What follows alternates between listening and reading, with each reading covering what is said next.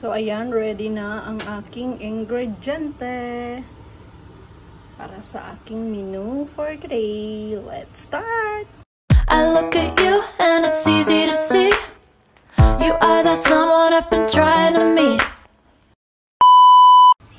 So, ayan mga langga, for today's video, magluluto ako ng chicken paella.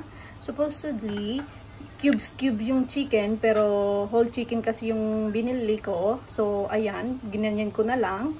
And then, meron akong red pepper, green pepper, cubes lahat yan. And then, onion, andyan yung garlic, at saka yung mixed vegetables, at yung rice. Supposedly, yung gagamitin dapat ko dito is yung umbrella rice, pero yung tamuin or yung supply ng Kuwaiti na rice. So, ayan. Let's start. Chicken paella. Nilagyan ko na siya ng oil at konting olive oil. So, ayan guys. Itutuloy ko lang siya. So, ayan. So, mga langga, magkaiba tayo ng version. Gaya ng sinasabi ko lagi. So, this is my own version. Hindi na ito version. Hindi version ng lola mo. Hindi ito version ng nanay mo. At mas lalong-lalong hindi version ng mokang mong kapit. Mosang mong kapit bahay. Mokang tuloy. Ayan. So, itutuloy ko lang siya.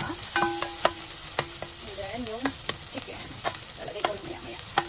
Ilong na ko yung, hinuli ko yung garlic, yung ginger, o yung onion, para hindi masunog yung garlic. Cubes yung pagkahiwa ko sa mga gagamitin ko.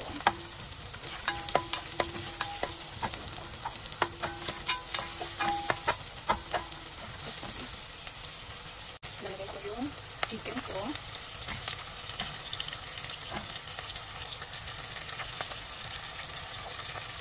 Ipapa-red ko lang or golden brown yung chicken.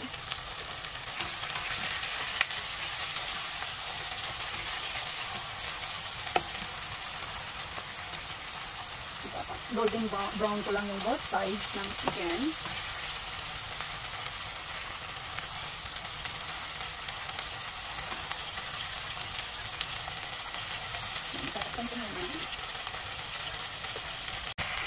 So, ayan na guys, nag-golden brown na siya both sides.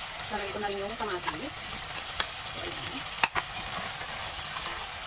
Pero papa-golden brown ko pa siya muna kasi maganda siya tingnan. Diba? Ayan mo nga natin dyan. Ang lalagyan ko na lang siya ng black pepper.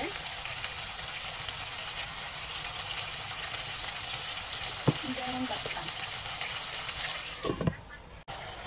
So, ayan na guys. Ilalagay ko na rin yung green pepper. Tapos, pakayaan ko lang siya muna.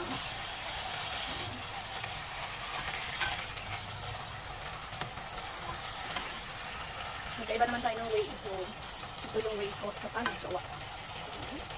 Ayan. Sasarap mo siya lalagyan ng tubig later on. Kailangan siya muna matender sa kanya. Kung baga mag-isasasariin yung mantika. Ganun. Sarap na.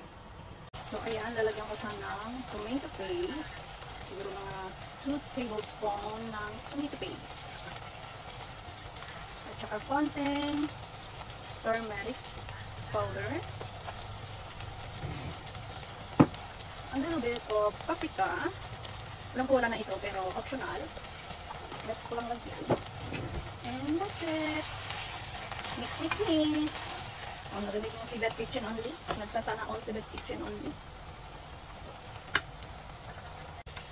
So, ayan na siya guys. So, lagyan ko siya ng 1 tablespoon na vinegar kasi wala akong rice wine. Rice wine data niya. So, yan lang gagawin ko. And then, ilalagay ko na yung rice.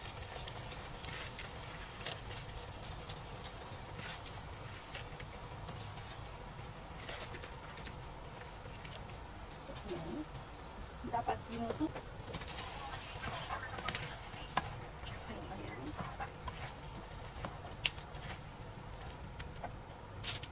as you can see, nagpalit ako ng foil. Kasi sobrang dumi na yung foil ko kanina. And then, ilalagay ko na itong mixed vegetable.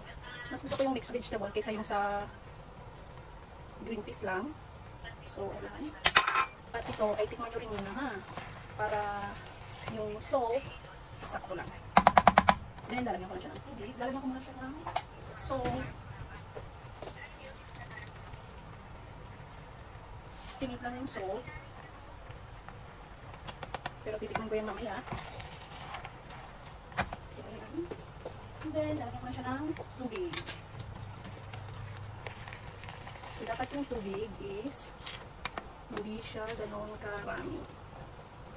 Na dapat ma-cover lang yung rice mo.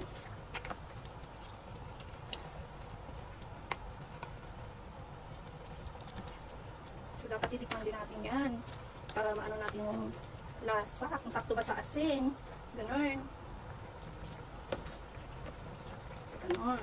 Tapos yung apoy nyo is dapat nasa medium heat lang siya para hindi masunog sa baba.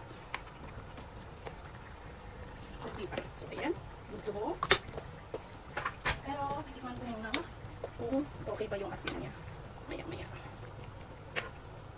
So, ayan. Ganyan lang.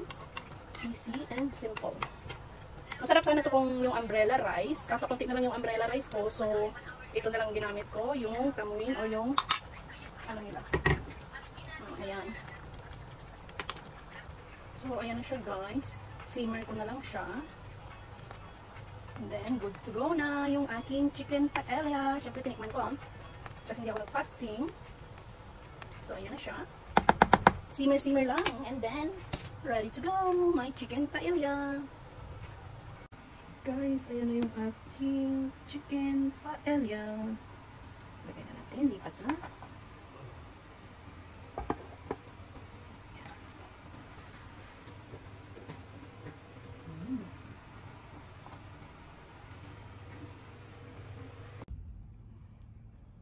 So, ayan na yung chicken paella. Ready to eat na mga langga. So, ayan. Ganyan. Got me so wild, dripping like